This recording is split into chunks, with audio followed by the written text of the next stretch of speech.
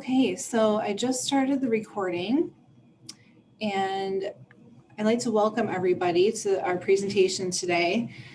We have advisors from the pre-professional advising team here from the Class Academic Advising Center, and we're going to be filling you in on what first and second year pre-professional students need to know.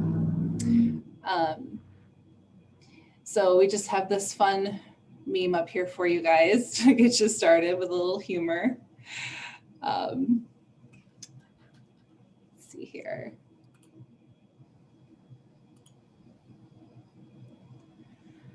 Okay, so getting started on your pre-professional journey.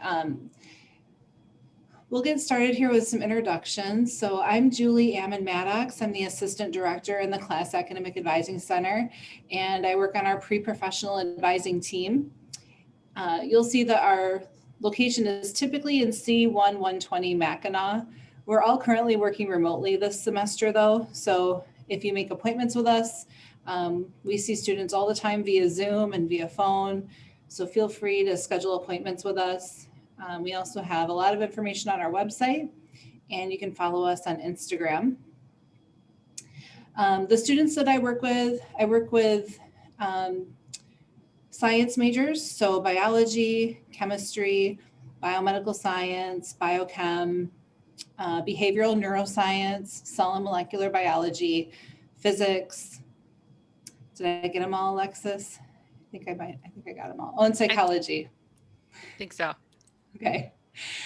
I also work with any students who are pre-professionals. So at Grand Valley, pre-professional refers to pre-med, pre-dental, pre-pharm, pre-chiro, pre-optometry, pre-vet, and pre-dental. I think I didn't say that one yet. So I'll let the other advisors introduce themselves, and then I'm going to do a poll to find out who's in our audience today. Go ahead, Danny. Hi, everyone. My name is Danny Lauer. I'm an academic advisor here working with psychology students, sociology, exercise science, behavioral neuroscience, and biomedical science. And I predominantly work with pre-med students.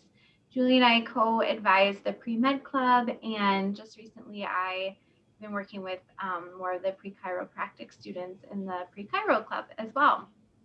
So yeah, I have been here about a year now, so definitely been a very interesting and learned a lot my first year as we've adapted to a lot of COVID things, but it's been great so far and happy to meet with you guys. Brian, would you like to go next? Sure. Hi, I'm Brian Eichenhout. I work with psychology, behavioral neuroscience, biomedical sciences, sociology, exercise science, and then I primarily work with our pre-med students. I also advise the pre-SOMA group, which is our DO, our DO group, and then I've been at Grand Valley for almost 10 years now.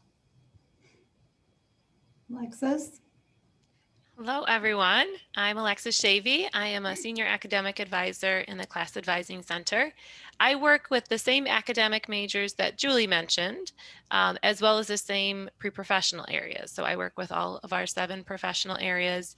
I specifically advise the pre-dental, the pre-pharmacy, and the pre-optometry club. So those are some of my specialties.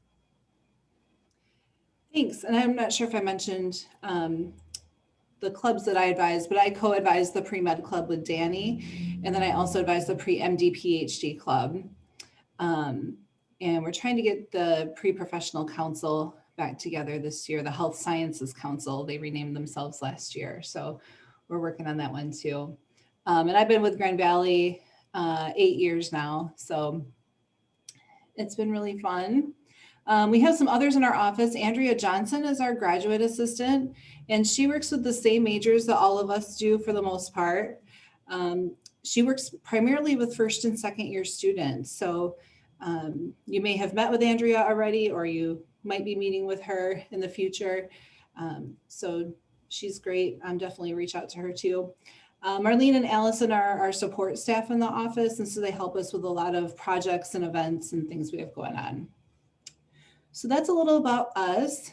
I am going to do the poll now to find out who is in our audience.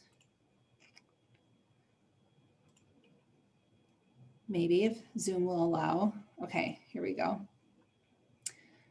So here's the first question, if you all could answer. And actually, you might be able to see both the questions right now. So what is your intended future profession? And then what is your year in school? So just take a minute to answer both of these for us.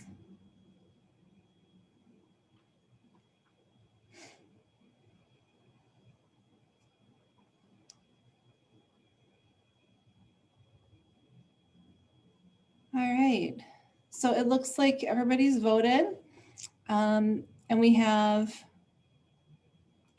share the results here. So we have, most people in the audience are pre-med, so thinking they're going to be a physician in the future, an MD or a DO.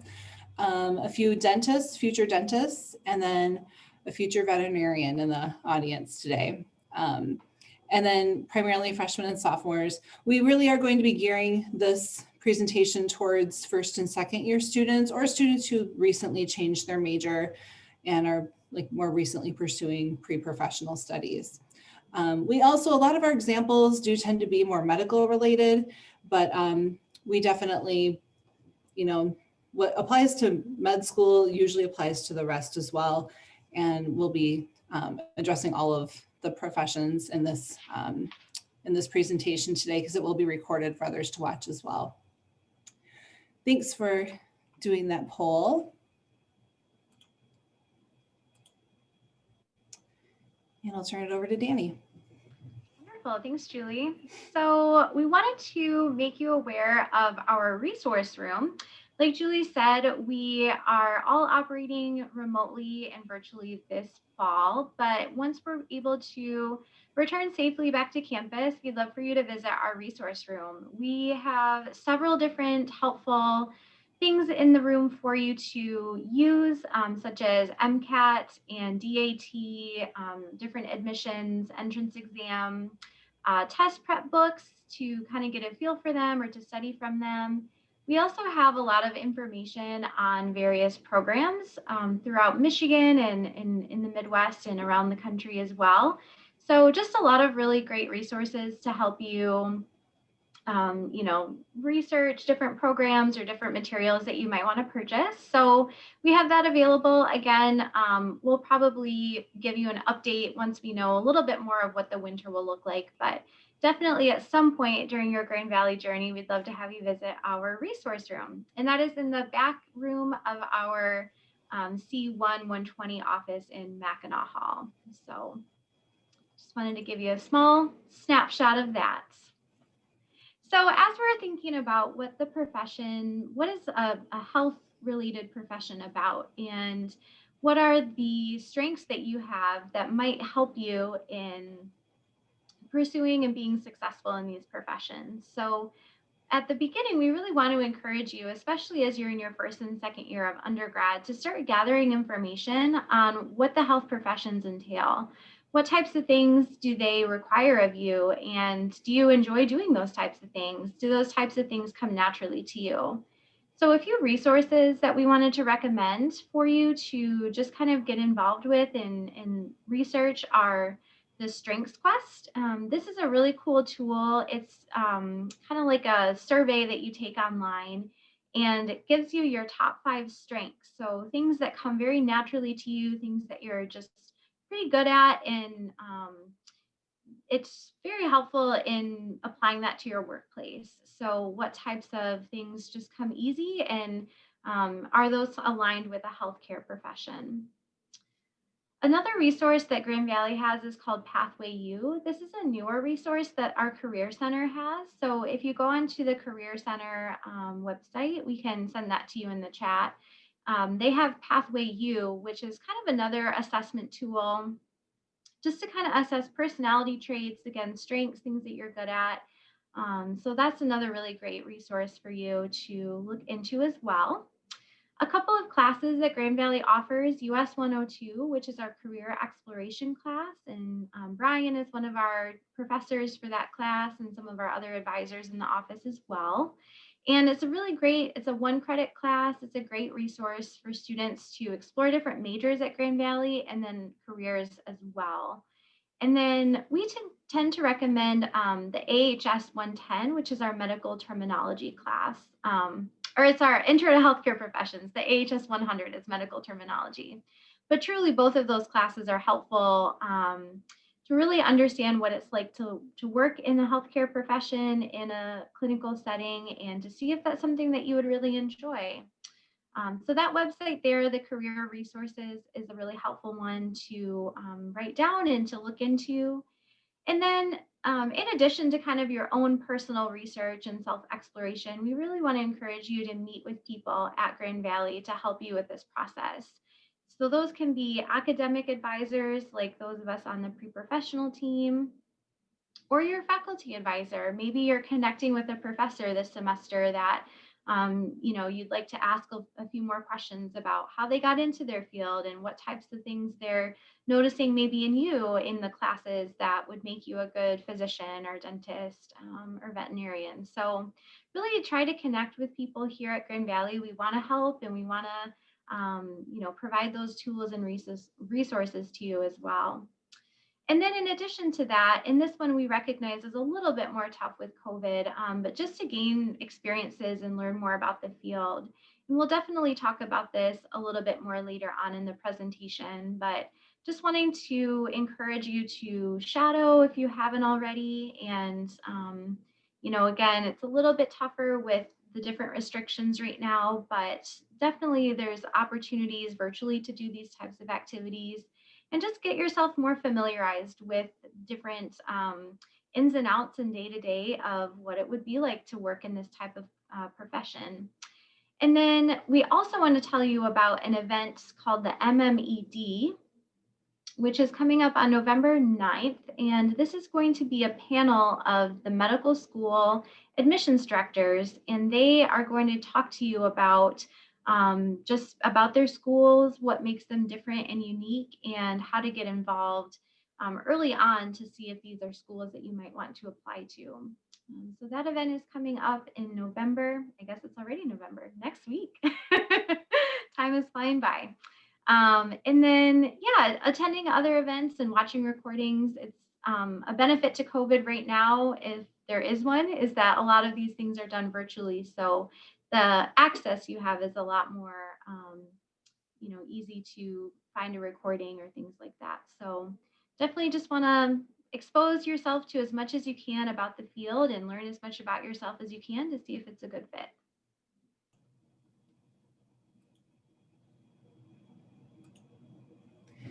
Thanks, Danny. So as advisors, we get this question all the time. So what are professional schools looking for? What do they want to see on applications? Who is the type of applicant they want to admit? And so most schools are using what's called a holistic review of applicants. And we know the word holistic can get thrown around a little bit, but it's very specific. It's actually 3 different parts. This is particular to med schools and can be applied to other schools as well. But there are 3 parts to this holistic review. So academic metrics, that's going to include your GPA and then your entrance exam score, like your MCAT or your DAT, dental admission test, PCAT, OAT, GRE score.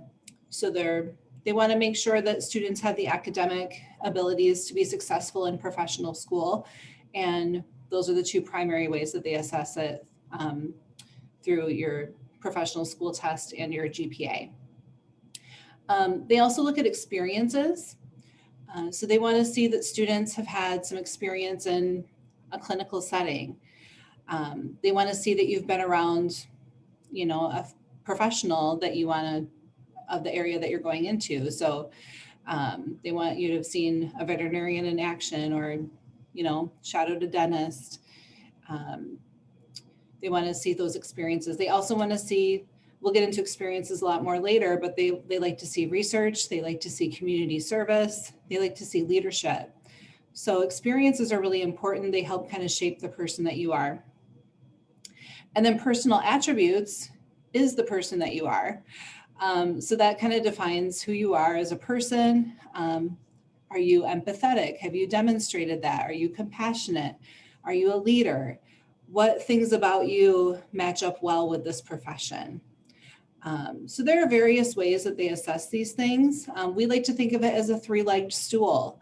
So, what happens if you chop off one of the legs? It's going to fall over. Or if one of the legs is shorter than the others, it's going to be uneven. You're not going to be able to sit on it very well. So all of these things really need to be in balance. Sometimes students will ask, well, I have a ton of clinical experience, but my GPA is just not there. That means the academic metrics leg is going to be shorter. And so, it doesn't necessarily one thing makes up for the other thing. All these things need to be in balance and be really well developed to have a competitive candidate. So we're going to dive more deeply into these three parts of the holistic review. Okay, so one thing that you're all probably thinking about right now is your grades. Hopefully things are going well. If they're not, definitely reach out to us. We'll be talking more about some campus resources here in a little bit. But one thing you want to do is build your application by the metrics. That might mean selecting a major or minor. If you haven't selected a major or minor yet, feel free to reach out. We can help you with that. You can major in anything you'd like and attend professional school. So we've had art majors, we've had Spanish majors, business. Depending on the major though, it can be kind of difficult to fit everything in. So definitely if you're not planning on a science major, you want to be meeting with advisors to making sure that you're fitting everything in that you need to. MyPath is a great tool in Banner that you can run your MyPath report. You can look at what ifs, like what if you changed your major. You can even look at your major GPA for if you're a science major and approximate what your science GPA might be. It's really important to start off strong and stay strong. Most schools are going to be looking at a science GPA in addition to your overall GPA. So they're going to pull out BCPM, stands for biology, chemistry, physics, and math. Sometimes professional schools don't count math, like dental school, I don't think they count math. DO programs, I don't think count math, but MD programs do. So there's just little intricacies with how they calculate your GPA. But your science grades are really, really important here. They're going to count in your overall GPA and then also be looked at separately. Ideally, they want to see applicants with few or no repeated courses and withdrawals. I usually say when a student's asking me about withdrawing from a course, if it's your first time and it's, COVID and, everything else, there's just too much going on. You could probably explain that, what happened. But if a student has a pattern of withdrawals or they have a pattern of repeats, that can cause some red flags. That can cause professional schools to think that maybe the student's taking on too much or they can't, they haven't learned to balance things, or maybe they're in the wrong major. Maybe they need to look at something different. So just talk with us and we can help you kind of figure all that out. Regarding repeats, students do have to report every grade of every attempt of a course. So if a student, for instance, is in Bio 120 and they end up failing and they repeat it and they get an A, that pretty much averages it out to a C. So it still helps definitely to retake a course, but you still have to count every attempt when you apply to professional schools. Also, classes that are taken at community college or other schools still count towards your overall GPA, even though they don't count in your Grand Valley GPA. They like to see students who are challenging themselves and doing well. So taking, maybe 2 science courses a semester with some gen eds and doing really well in that kind of combination. Because you're going to be taking a really, rigorous science curriculum once you get to professional school, and they want to make sure that you're prepared for that.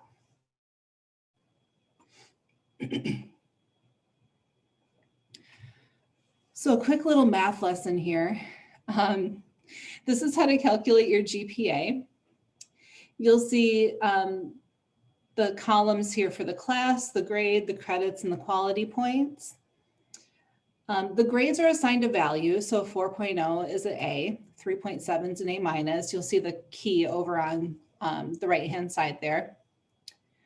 Then you have your credits. The way that you get your quality points is you multiply the grade times the credits. Then you're going to total up all of your quality points. In this case, it equals 45.3. And then you're going to total up all your credits and you're going to divide that out. That's how you get your GPA. So in this particular case, you'll see that the student has a C in Bio 120, and that's their lowest grade. And for the term, the student has a 3.02. But if we change that one grade from a C to an A, you'll see that that GPA jumps up to a 3.5. That's a huge jump, 3.55. That class is weighted much more heavily than, say, US 102. If US 102 had been a C in this case, it wouldn't have dropped it as low because it's only one credit. So definitely be paying attention to your 4 and 5 credit classes. Not that you shouldn't pay attention to all of your classes and get good grades in all of them. But the ones that have higher credits, they do get weighted more heavily. And those are typically your science courses. And then see, the student still has a B minus, but 1 B minus, 1 C plus, you know, that's not going to kill your GPA. So if you do end up with a lower grade in something, try not to beat yourself up too much. You know, you can make up for that later on if everything else is higher.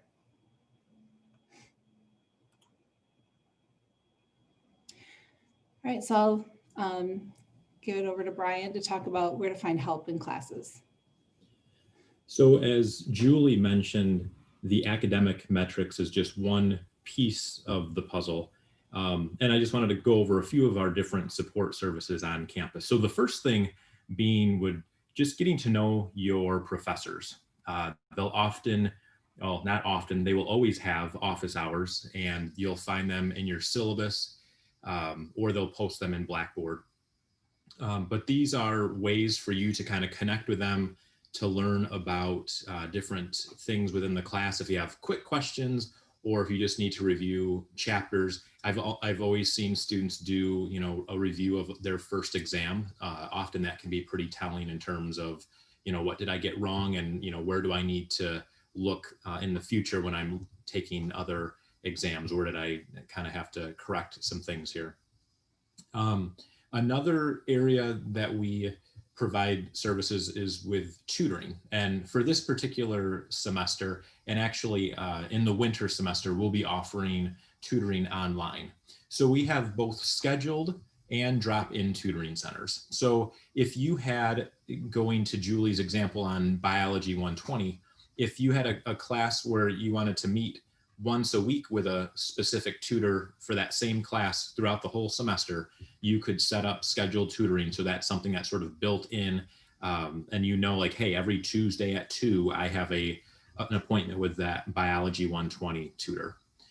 You can also visit our drop-in tutoring centers, and we have a variety of them. So we have a biology and BMS drop-in, chemistry success center, math center, stats lab, physics help corner.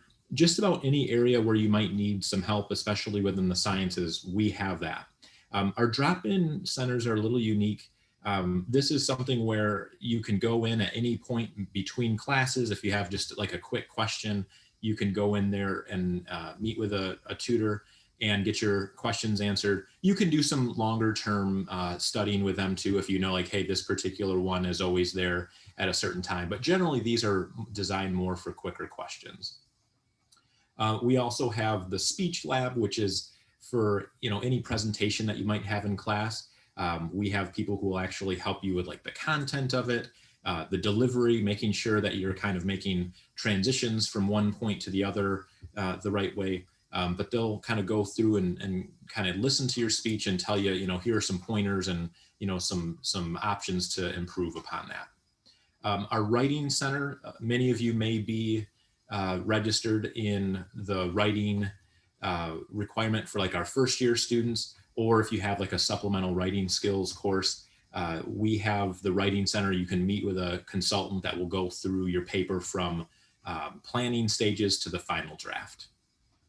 Our knowledge market also has other services that's within our library. So a lot of things that are sort of outside of these areas, you can often get some help with. And then another kind of thing that students don't always know about is our success coaching. So these are a few different advisors that we have in our Student Academic Success Center that will help you look at things like time management, how do I study for a test, or something that's pretty common with students, test anxiety. How do I look at a particular test and not freeze up or just kind of go into panic mode within the first 5 minutes? They have lots of really good strategies to help you kind of look at, what can I do when I first get my test so that I'm not kind of already anxious with it, and kind of working through that so that you can do really well on your test. I would really recommend looking at some of the success coaching, because there's a lot of things where if you feel like, hey, I just need a little bit more help in this one area, chances are we offer that service.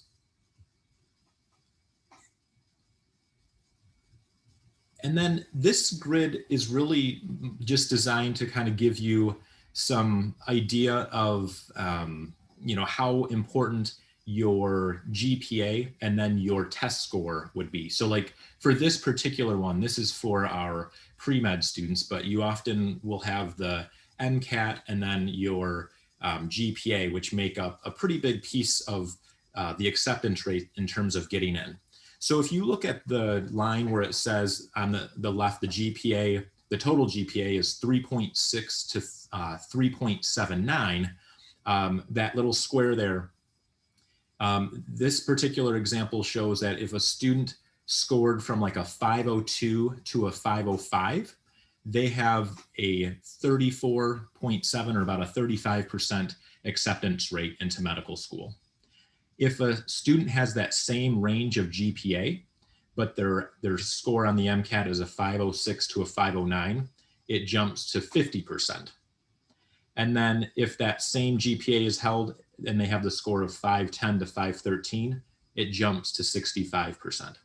So that combination of GPA and test score are pretty critical in terms of getting the first look, but it's not the whole picture. And then if you look at the top right, where somebody received, they have the greater than 3.79 GPA, and then their MCAT was greater than a 517, they have about an 88% acceptance rate. So that's a pretty good chance of getting into med school, just that. But you'll also notice that the 12%, and often that comes to the imbalance that Julie was talking about. If you have your academic metrics really solid, but you're missing something else, that can really impact your chances of getting into these professional schools. And then here's kind of another clever thing we have. It says one does not simply get into professional school with a 3.9 GPA, 94th percent test score. So that's kind of where we look at some of these different things of how can I improve the rest of my application.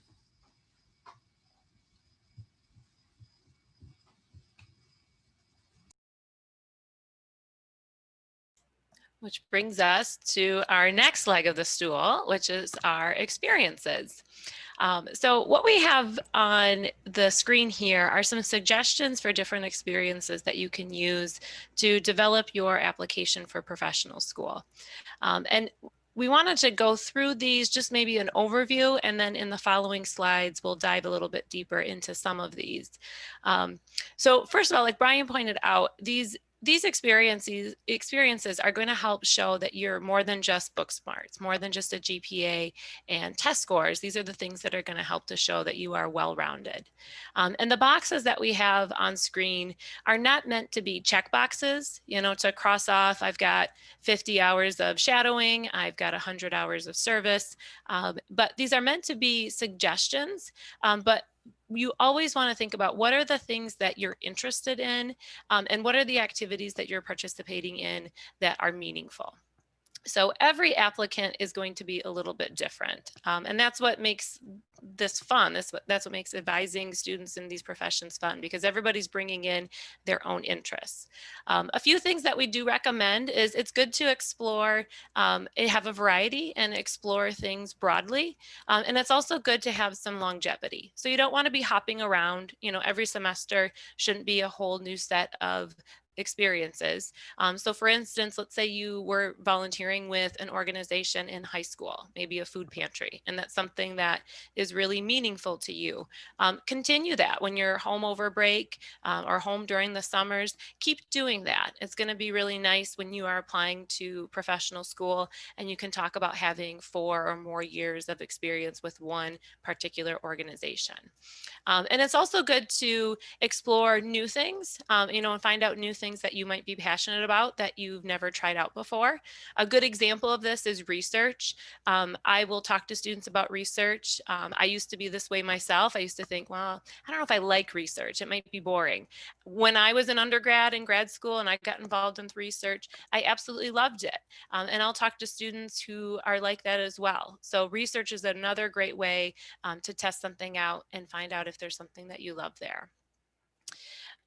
We do have the top 2 boxes here, the clinical and the service. I would say that those are consistently the 2 areas that professional schools look for. So we really want to make sure that we're talking about why clinical experiences are important, because they're going to help to show that you understand the role of the profession that you're going into. They're going to show that you have the skills to work with the patients, or in our case, the vet, with the animals, for the field that you're going into. And all of these industries that we're talking about are service oriented. So it's important to be a service oriented person. So let's go to the next slide, and we're going to talk about some ways to gain these experiences. So being at Grand Valley, that's a perfect place to be able to obtain some of these things. We have entire offices that are dedicated to help getting you involved and helping you develop co-curricular experiences. So I want to talk about a few of these. For instance, our Community Service Learning Center is a great place. They offer day of events. This past year, or this current semester, is a little different. Normally we have Make a Difference Day, which is in October, and it's a day of service where students will go out and do volunteer work in the community. That was Make a Difference Month in January on Martin Luther King Day. There's a day of service. So there's some opportunities to plug in there, as well as they're kind of the bridge between Grand Valley and the local community. So any organization in the area that's looking for volunteers, they can contact our Community Service Learning Center and they'll put postings up on their volunteer site. Campus employment is great. Brian was talking about how tutoring can be helpful if you need help in a class. I would like to maybe also point out the opposite. If you do well in a class, you get a B+ or better, and you have some faculty recommendations, you could eventually be a tutor. And that's really helpful because it helps to develop your communication skills, helping to explain complex information, as well as helping to keep some concepts fresh that you might encounter on your professional exam. So for our medical and dental students, you are eventually going to take the MCAT or the DAT, and you need to know general chemistry. So if it's been a while since you've taken it, and you're trying to take it your senior year, it's nice if you can have maybe tutoring to help kind of keep some of those concepts fresh.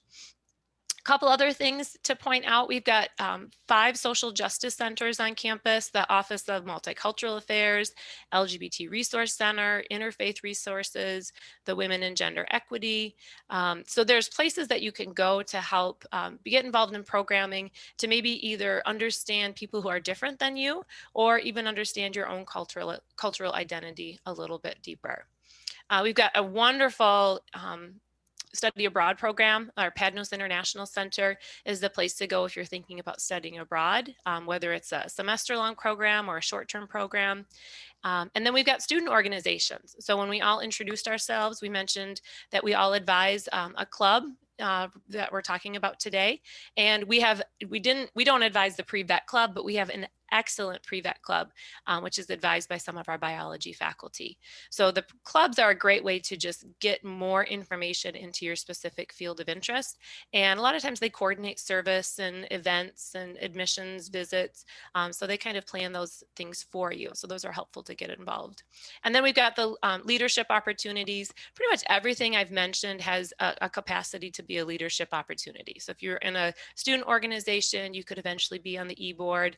We have leadership programming at Grand Valley, specifically like the Leadership Summit. We have the Cook Scholars Academy, things that are designed to specifically develop leadership style. Outside of just getting involved on campus, on our next slide, we're going to talk a little bit more about how to get clinical experience.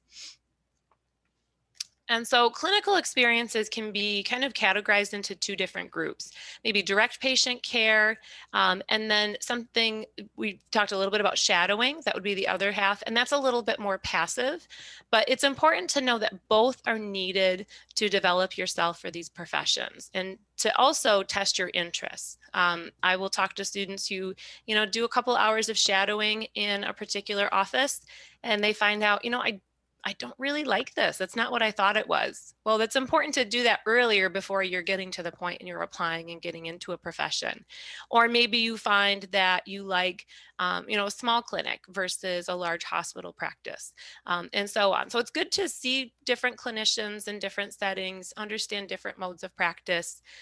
We have on our website, we have different shadowing lists. Let me back up. There's a couple of ways that you can go about getting some of that shadowing experience. Traditionally, before COVID, we would talk about how you can maybe use our shadowing lists that are on our website as some suggestions of clinicians in the area who have been open to having Grand Valley students come and shadow. COVID has made that a little bit more challenging. And once on the next slide, I'll talk a little bit more in detail about how shadowing looks during COVID. But if you're not able to go in and see somebody, you can also use your own connections. If you have a family member or a family friend who's in the profession, use your own network to be able to get out there and see a little bit more about the field that you're interested in. If we think about the other half, so not the passive side of experiences, but the more direct patient care and the more hands-on, those could be either paid or unpaid. So some examples of paid experiences would be maybe like a nurse tech or a CNA, resident assistant, medical scribe, pharmacy technician, phlebotomist, EMT, for our vet person in the audience, working at a kennel. So all of those things that are designed, you can be paid, but you also can be getting that experience that you need for the field. And then there's lots of volunteer experiences. So for instance, working in hospice, where you can provide companionship to somebody who's dying. Humane Society, working with cats and dogs who are waiting to be adopted. The Lions Club, I advise the pre-optometry club. So that's a group that collects glasses and sorts those and distributes those to individuals who can't otherwise afford them. So there's a lot of different experiences. One thing, actually, Danny, while you're putting things in the chat, if you wouldn't mind putting our healthcare experience site in the chat there. We have tried to keep up with things that our students have been involved in and create like a single resource site that you can go to find some examples of ways to get these experiences in the community. Thank you. And then on the next slide, we're going to talk about how some of these things are a little bit different due to COVID. And one of the things that you'll see on that website that that Danny just put into the chat, right at the top, there is specifically a button for virtual healthcare experiences. So we have tried to keep up with things during COVID. Organizations that have always offered virtual volunteering or experience and we just weren't aware of them, or there's been organizations that have popped up as a result of COVID in a response to the pandemic. So what we have been done on that website, there is a Google Doc that we keep updated and we keep adding things to it as we learn about them. But there's some ways that you can get the experiences that you need for professional school. And what we're hearing from the schools is that the traditional way of doing things, it's a challenge. It's a challenge to call up a doctor's office or a dentist's office and be able to go in for a day and just sit there and watch a clinician treat patients. But some students are being creative. Some of these practices are offering telehealth appointments, so you can potentially shadow that way. You can, rather than going into an office and observing somebody throughout the day, maybe make a connection and just talk to somebody, just do an informational interview and learn about what they do. There's also been a number of sites that have popped up either on YouTube or other platforms, kind of larger e-shadowing sort of webinars that you can either join and you can observe, and clinicians might be talking about what they do, and it's recorded and broadcasted for all to see. So there's a lot of different ways that you can still learn about the profession, and professional schools are saying, do something, be involved, be creative, think about how you can get experiences, think about how you can show that you're dedicated to this profession, and doing something is better than nothing. In terms of some other volunteer ideas that are on that website, Grand Valley has responded to some. So our president's office has come out with a number of initiatives. One is a local mentoring program where you can be assigned to a child in the local schools and serve as a mentor.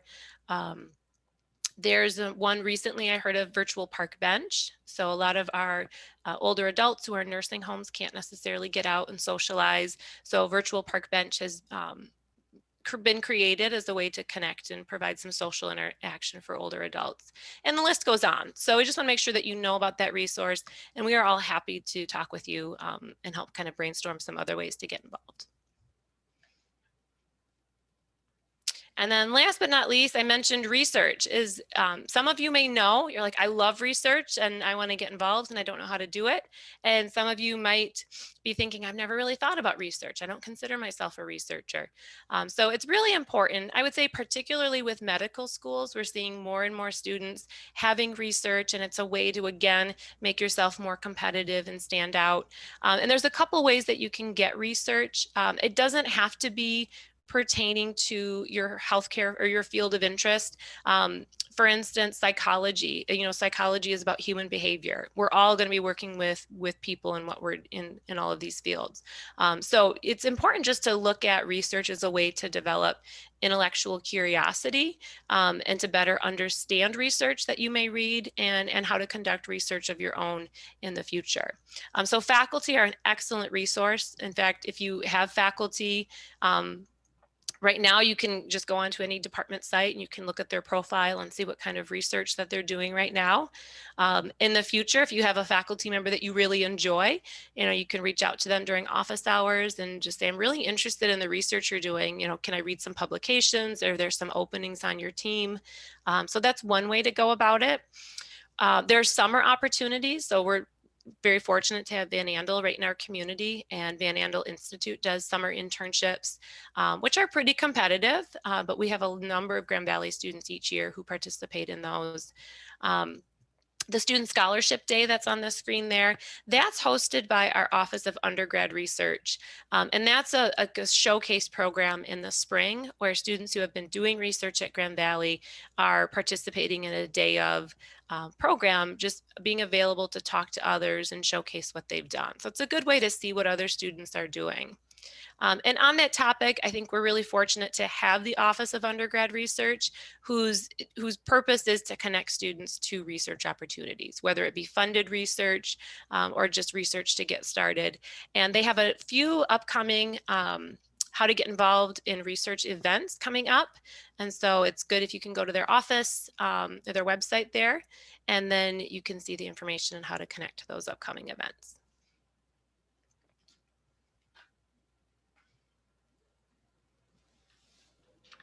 All right, so as Alexis was kind of sharing about these different experiences and opportunities that you will obtain throughout your program, it's really important to keep track of what you're doing and the different experiences that you're having.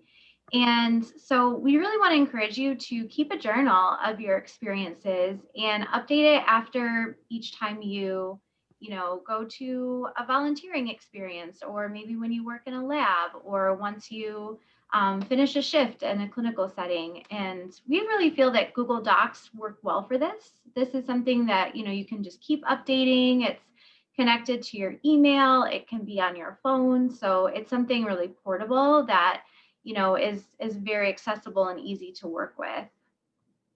And when you're journaling, the real purpose of this is to, help yourself with your application along the way. So when you apply to your professional schools, you'll be talking about all of these experiences and providing, what you really gained from the experience, what you learned about yourself, what you maybe learned about the profession. And it's more than just a resume. It's how did you grow as a person, and how did that solidify your decision to become a physician or a dentist or a vet? And so it's so much easier when you're creating those application questions to kind of go back to your journal. Maybe it was something that happened in your first year at Grand Valley, and it's been a couple of years since that experience happened. So having that readily available to you now, starting to do that now, will be really beneficial to you in the future. Another way to really keep track in a different sense is by using your MyPath report. So keeping track of your academics, making sure you're making good progress. Like Julie was saying earlier, keeping track of your GPA and seeing how that changes at the end of the semester when your grades are posted.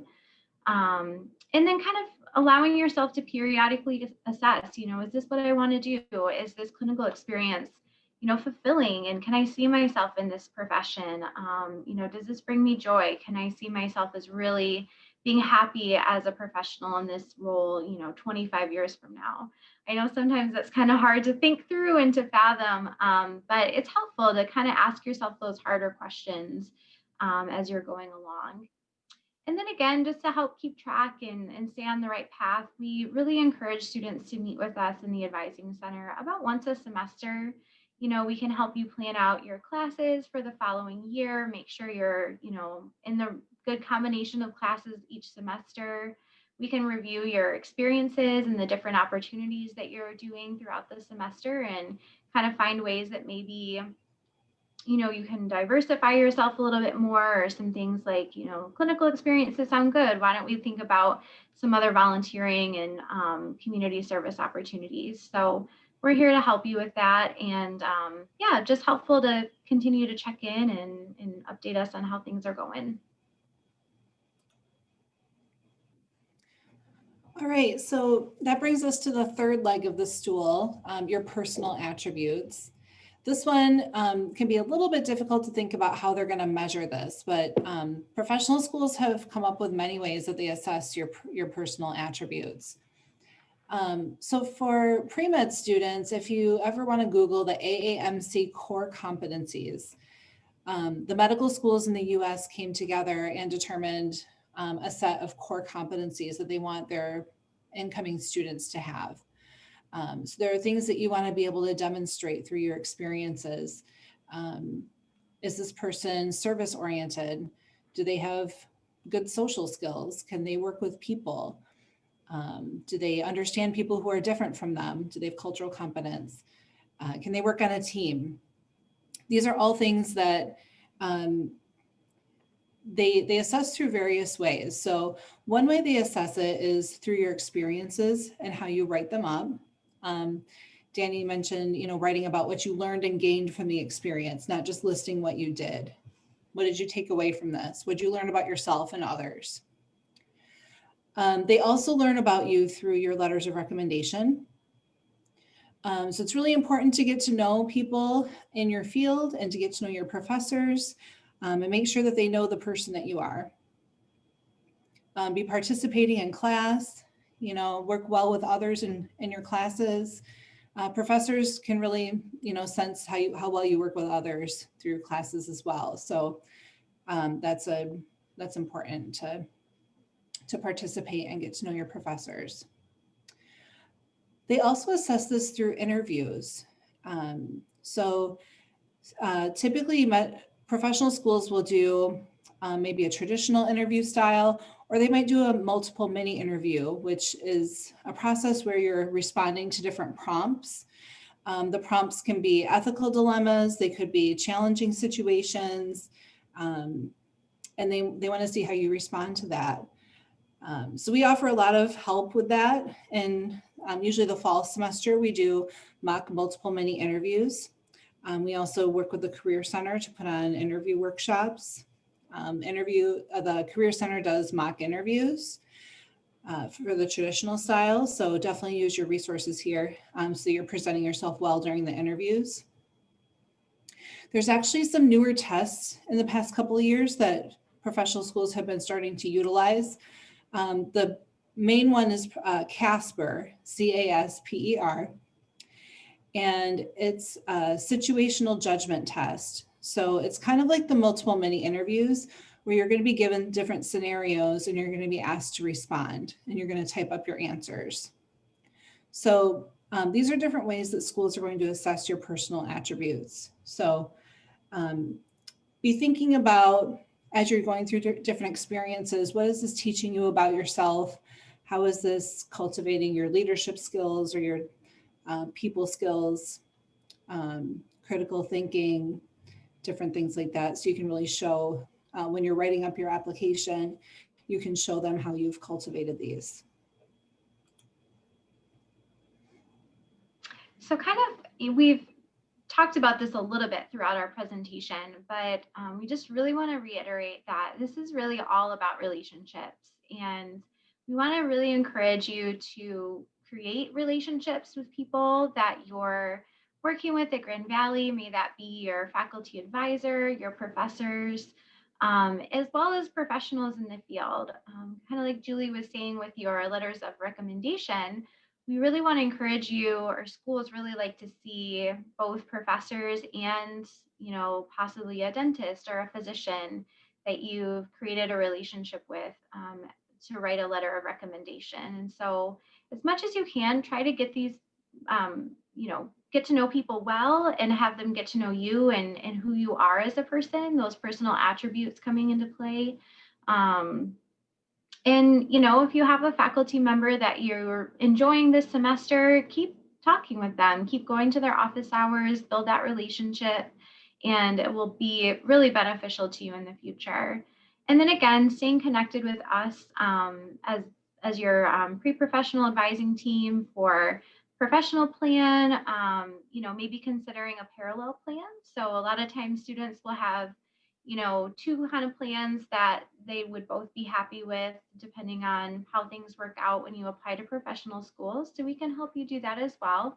And then again, preparing for the application process, we will do reviews on personal statements and on your application essays. So we'll help you write those and help provide some feedback for the content of those pieces of your application. And then again, applying for those professional programs. So we do a test prep course where we'll help you prepare for your entrance exams and all kinds of things later on down the road that'll become really beneficial to you.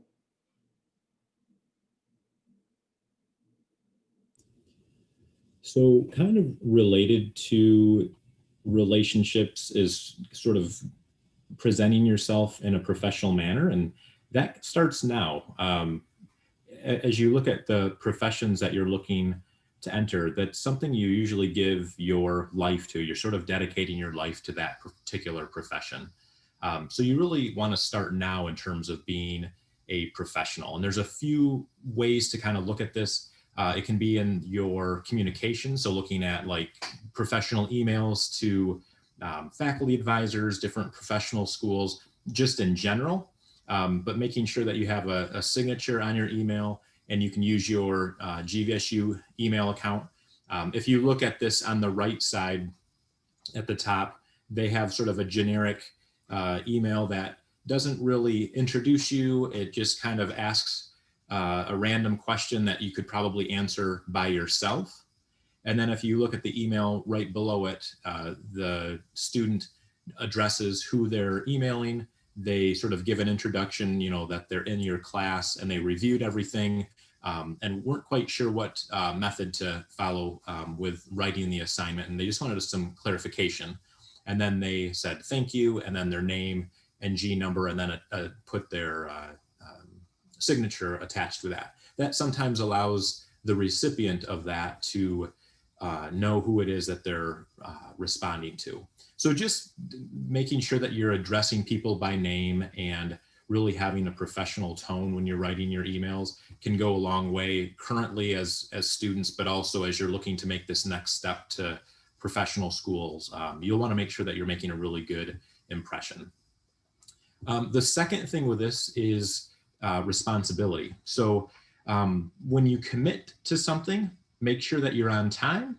And if you have to cancel, do it well in advance. And when I think of canceling things, you know, it might be once or twice. It's sort of a rare occasion. But when you're canceling, you know, every other advising appointment, or you're telling your professor, hey, I'll be at office hours next week, and then you don't show up, you want to make sure that you're really letting them know, like, here, you know, I had something really, you know, out of the ordinary come up and I had to cancel. But making sure that you're on time, you're making sure that what you're doing is a priority, and who you're meeting with is a priority to you.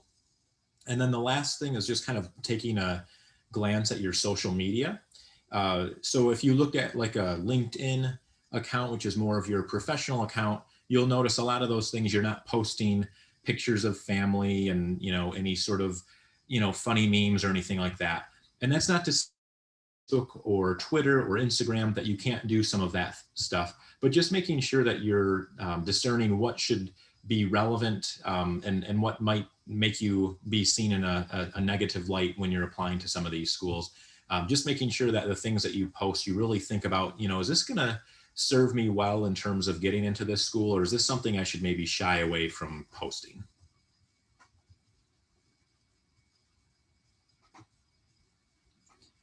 And then networking is another really important piece of this. I think Alexis did a great job of kind of alluding to this with like shadowing and different clinical experiences. But anytime you do one of those, you can often meet a particular professional that could maybe lead you to one of their colleagues, who then leads you to somebody else who, you know, maybe there's a certain niche within an area that you'd like to pursue. This is a really good way for you to do that. But we also provide a lot of really good ways to get in contact with professionals too. So if you want, make sure to find us on Instagram, and then also look for our class Academic Advising Center page on Facebook. And then you can also follow these professional schools and other organizations on Twitter or other platforms to see sort of what announcements they have. They'll often say, hey, we have this particular event coming up, or make sure to read this particular article by this renowned author. Danny had put a list, a link to our pre-professional page, which has some different pictures of our different areas. So like pre-med, pre-dental, they're all listed on there. Once you click on one of those, we have a link to our fact sheet, and then you can join our Google group once you open that. So if you go to the second page of each of those, it gives you instructions on how to join that. So if you're looking into going into pre-vet, we'll list things about when does the club meet? Is there any guest speakers or schools coming to campus that you might want to be in the know about? Do we know about particular shadowing or clinical experiences that might be relevant? We post all of that to Google Group, and you'll just get an email anytime we make an announcement with that. You'll also want to join your pre-professional club. This is a great way. Alexis talked a little bit about leadership. This is a great way to get some of those experiences. You could be on the e-board for a particular club, or you could just be a member and learn more about the profession that way. And then it also gives you the opportunity to network with some other peers of yours that are going to similar places as you are. And then of course, meet with any of us. Again, Danny kind of alluded to it. We want to make sure that you're going and getting all the best possible experiences and using all these resources. And we are constantly meeting with students to kind of show them where they need to go to get there. A lot of times you don't always know, how do I, find these tutoring services, or where do I go if I want to shadow in this particular field? We've talked to lots of different professionals, and we can get you set up with a lot of those. Volunteering is another way to get networking.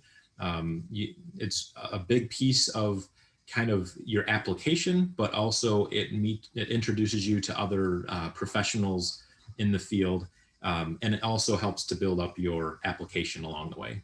And then the last one, finding a clinician to shadow. Again, that idea of, hey, I met this particular doctor or vet. I can go on and meet their colleague, and then maybe they can show me a particular field within this area that I didn't know even existed at that point. So you never know what networking will end up doing for you.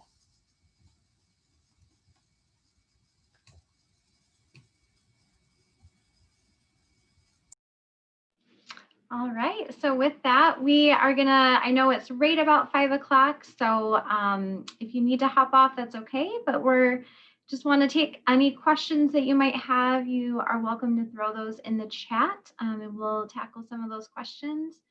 The picture on the last slide there that Julie had, some of our students at their white coat ceremonies. So when students start their programs, they get their white coats with an embroidered name on there, and just encouraging photos to show you that, this journey could possibly lead you to a white coat ceremony, and we surely hope that it does. So with that, this last slide here will have all of our contact information. So you're welcome to email us with any questions that you might have.